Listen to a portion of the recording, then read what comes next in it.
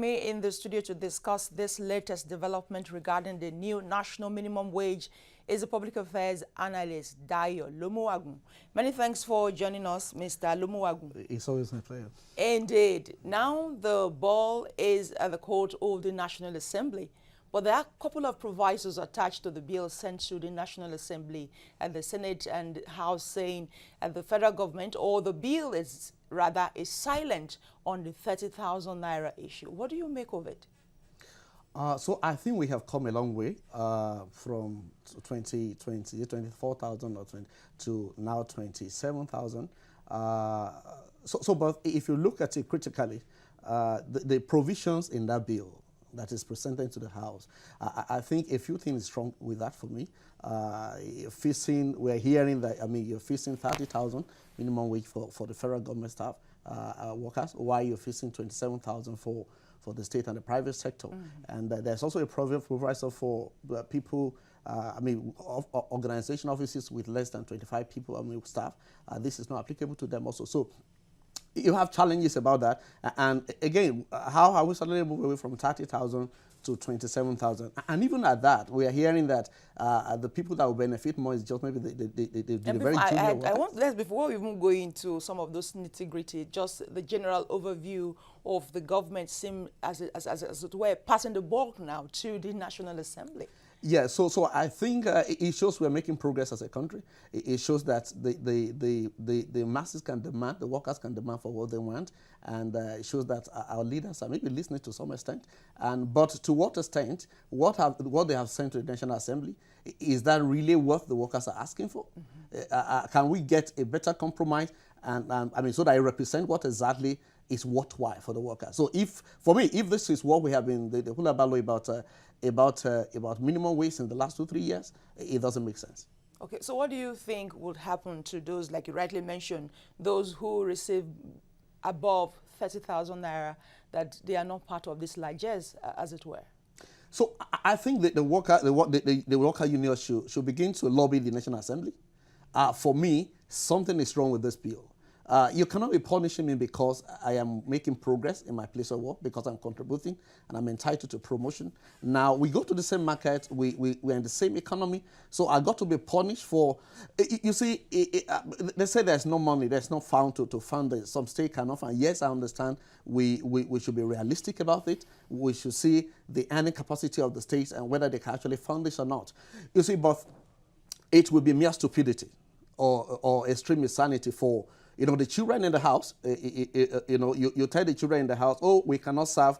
Just eat your rice without meat, without any protein on it. But the father of the house is put all kinds of protein, meat and fish and everything on his food, and is going into gluttony. So until we address certain issue. So if you say there's no money, and the masses, the worker, they actually say that there's no money in the economy, you see, maybe they will understand. But to the extent that we have a government flying private jets around, to the extent that we have all kinds of over-bloated expenses of government, and you cannot cut it down, and the masses, the poor people should be the ones to be punished for the greediness of the greedy. Do you think the problem is lack of money or the issue of governance? Because in over 2 years, 1.8 trillion naira were given to state governors, and quite a lot of them couldn't stay pay salary.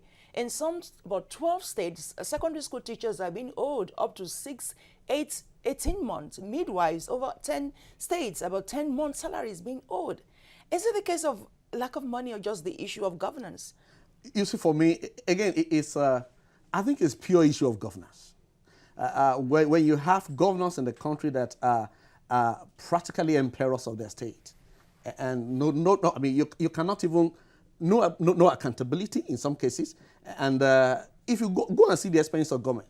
So, for example, I give you one. You go to, you want to do capital expenditure. We welcome that. It should not all your money should not be going to recurrent expenditure. We understand, but if the people, the worker that are doing the work, the Paris reform was given to them purely to offset salaries areas, not to go into capital expenditure. You still get whatever the mega you get from FAC, then you can put that into some capital project and all that. That is understandable. We know that, and even every month they subtract something from the amount from what they get from FAC to pay the debt, to offset the debt that they might have gotten from FAC or from CBN based on some capital project. But basically, the Paris Reform Fund was specifically for offsetting salaries, not to run the state. But what do we have today?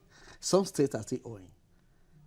And if you go to the payroll of those states, many states have not employed anybody into the civil service in the last couple of years.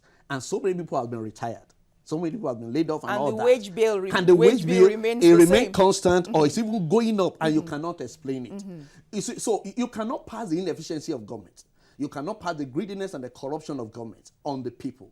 It will not be acceptable. You see, workers are ready to dialogue to the extent that they think you are sincere, to the extent that it is the general interest of the people that is in your heart, yes.